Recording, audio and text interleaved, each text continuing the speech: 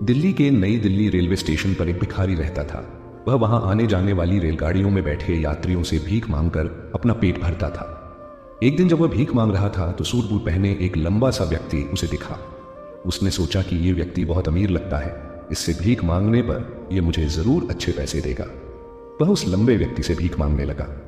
भिखारी को देखकर उस लंबे व्यक्ति ने कहा, तुम हमेशा मांगते ही हो, क्या कभी किसी को कुछ देते भी हो? भिखारी बोला, साहब मैं तो भिखारी हूं, हमेशा लोगों से मांगता ही रहता हूं, मेरी इतनी औकात कहां कि किसी को कुछ दे सकूं।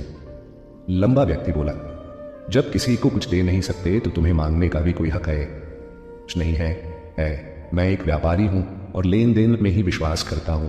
अगर तुम्हारे पास मुझे कुछ देने को हो तभी मैं तुम्हें बदले में कुछ दे सकता हूं। इतना कहकर वह अपने स्टेशन पर उतर गया। भिखारी उसकी कही बात सोचता रह गया। उसके दिल में यह बात उतर गई। वह सोचने लगा, शायद मुझे भीख में ज्यादा पैसा इसलिए नहीं मिलता क्योंकि मैं बदले में किसी को कुछ नहीं दे पाता हूं, लेकिन मैं तो भिखारी हूं, मैं क्या दे सकता हूं। बहुत सोचने के बाद उसने निर्णय किया कि अब से जब भी कोई उसे भीख देगा तो वह भी बदले में कुछ देगा। 2 दिन तक वह सोचता रहा कि आखिर वह क्या दे सकता है। तीसरे दिन जब वह स्टेशन के पास बैठा था तो उसकी नजर स्टेशन के आसपास खिले फूलों पर पड़ी। उसने सोचा, क्यों ना मैं लोगों को भीख के बदले फूल दे दिया करूं। उसे यह विचार अच्छा लगा। वह कुछ फूल तोड़ कर ले आया और जब किसी ने उसे भीख दी तो उसने बदले में उन्हें फूल थमा दिए। लोग यह देखकर खुश हो जाते और फूल संभाल कर रख लेते। धीरे धीरे उसकी पहचान बन गई।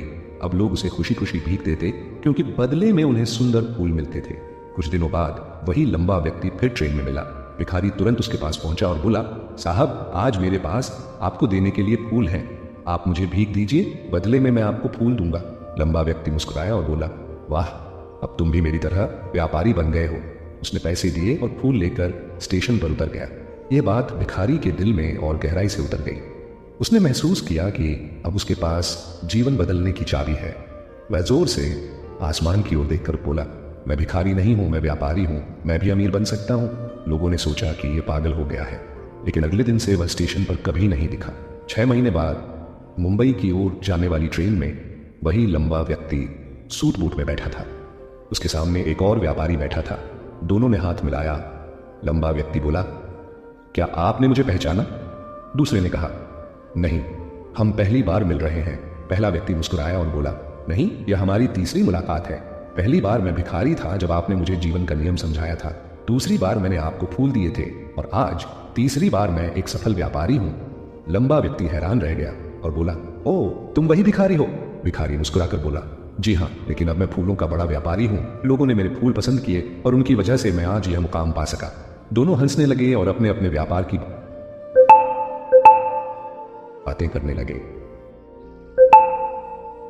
सीख दोस्तों, इस कहानी से हमें यही सीख मिलती है कि सोच बदलने से इंसान की जिंदगी बदल जाती है।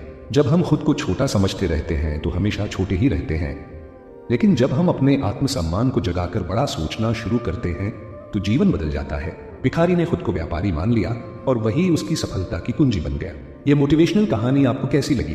कमेंट में जरूर बताइए और अपने दोस्तों के साथ शेयर कीजिए।